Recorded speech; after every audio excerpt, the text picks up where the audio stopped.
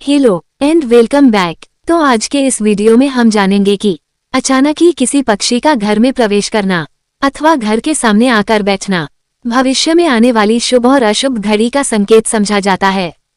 कौवा, चिड़िया, कबूतर आदि पक्षी अचानक ही घर के सामने आकर बोलने लगते हैं तो इसे कभी दुर्लक्ष नहीं करना चाहिए। इससे जुड़े संकेतों के बारे में हमारे शास्त्रों में बताया गया है। अचानक ही बहुत सारी चींटियां भी कहीं से निकलने लगती है अथवा घर की छत पर जमा हो जाती है। इसलिए वे रात्रि के समय में सतर्क रहते हैं, क्योंकि रात्रि में कुछ अनजान और बुरी शक्तियों विचित्र आवाज निकलती है जो अत्यंत भयानक और डरावनी होती है और मनुष्य को इनसे सावधान रहना चाहिए। अगर आपको रात के समय में किसी पक्षी अथवा जानवर की आवाज अचानक से सुनाई देने लगे तो यह आपके लिए कोई संकेत हो सकता है। हमारे सभी शास्त्रों में ऐसे कई विशिष्ट प्रकार के संकेत का वर्णन मिलता है। कुछ संकेत हमारे लिए शुभ होते हैं तो कुछ संकेत आने वाले संकट की ओर इशारा करते हैं। आज हम आपको बताने जा रहे हैं ऐसे ही संकेत के बारे में जो हमें पशु पक्षियों के माध्यम से प्राप्त होते हैं। प्राचीन ऋषि मुनियों ने विविध प्रकार के चीजों के बारे में वर्णन किया है। इसके बारे में आप सभी को पता होना चाहिए ताकि जब आपको ऐसे संकेत मिले तो आप सावधान रहे। चलिए जान लेते हैं उन महत्वपूर्ण संकेत के बारे में। सबसे पहले पक्षी है कबूतर। कबूतर आप सभी ने अवश्य देखा होगा, ये हर स्थान पर पाया जाता है। हमारे शास्त्रों में कबूतर को प्रेम संबंधों से जोड़कर देखा जाता है, लेकिन कई लोगों को कबूतर पसंद नहीं आते। घर पर कबूतर आते हैं कि वे उसे भगा देते हैं क्योंकि कबूतर गंदगी बहुत फैलाते हैं। लेकिन हमारे शास्त्रों में कबूतर के घर पर आने को एक विशिष्ट संकेत के रूप में देखा जाता है।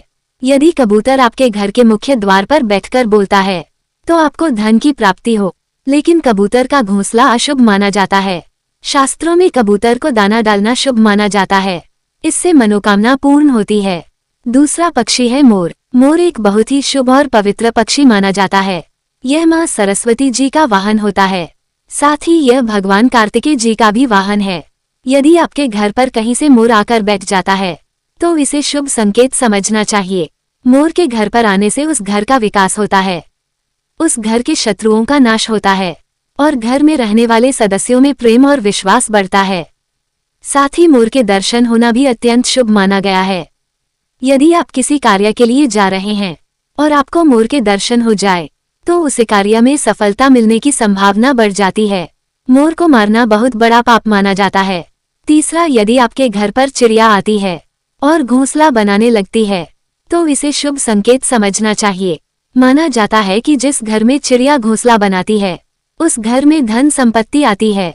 आपके सिर पर बीट कर दिया तो ये बिल्कुल भी अशुभ नहीं होता है, ये तो किसी शुभ समाचार का संकेत होता है। आपको जल्दी ही कोई शुभ समाचार मिलने वाला है। घर में भी यदि कहीं भी चिड़िया बीट कर देती हैं तो ये भी बहुत अच्छा संकेत होता है। चिड़िया बहुत ही डरपोक पक्षी होती है, वह जल्दी किसी के करीब नहीं जाती है।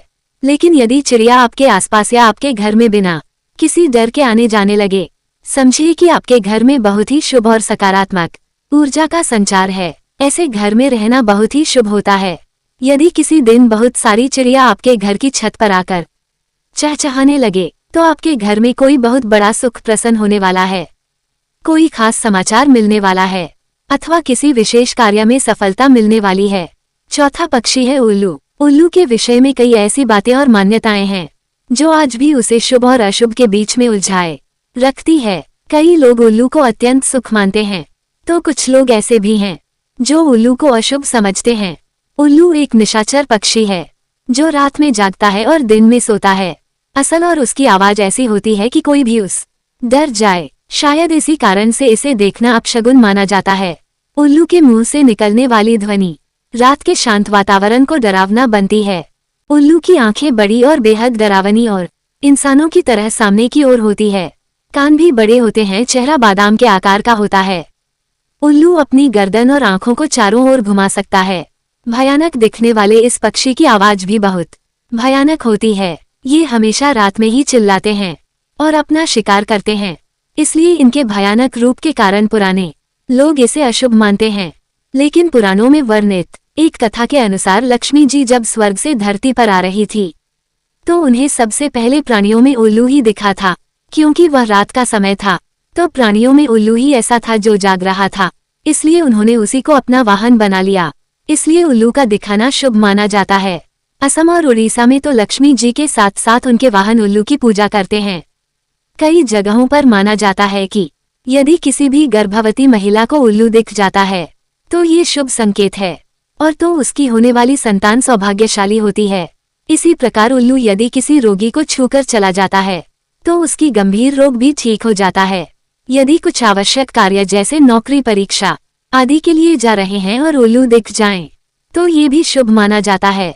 सुबह सुबह यदि उल्लू दिखाई दे या उसकी आवाज सुनाई दे तो ये धन प्राप्ति का संकेत है। इसलिए आवाज को कभी उल्लू की आंखों में आंखें डालकर देखना या उस नजर मिलाना या मिल जाना यूं तो मुश्किल काम है, फिर भी यदि ऐसा होता है तो यह अत्यंत शुभ होता है। समझ लीजिए कि आप पर धन की वर्षा होने वाली है। इसी उसकी आवाज सुनाई दे जाने को अपशकुन मानते हैं, क्योंकि उल्लू की आंखों की विशेषता होती है कि वो एक ही समय पर एक आंख से एक दिशा में तथा दूसरी आंख से दूसरी दिशा में देख सकता है। ये कहा जाता है कि उल्लू यदि दाएं ओर देखकर बोलता है तो यह अशुभ होता है, जबकि यदि बाएं ओर देखकर बोलता है तो इस शुभ माना जाता है।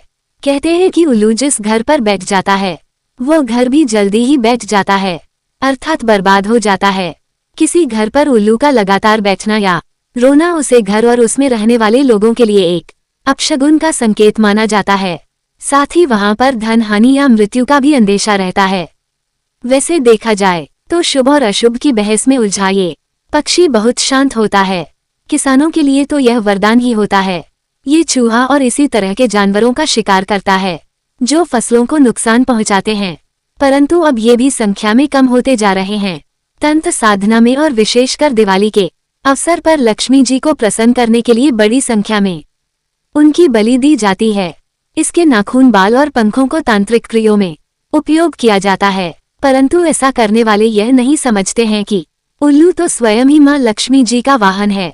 उसे मारकर तो मन कभी भी प्रसन्न नहीं हो सकती है। इसलिए यदि आप भी उल्लू के पंक्तियां, नाखून खरीदने हैं तो ऐसी भूल कभी ना करें।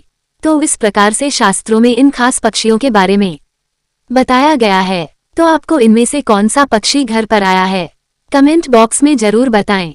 ऐसे ही मजेदार वीडियो को देखने के लिए वीडियो को लाइक और शेयर जरूर करें।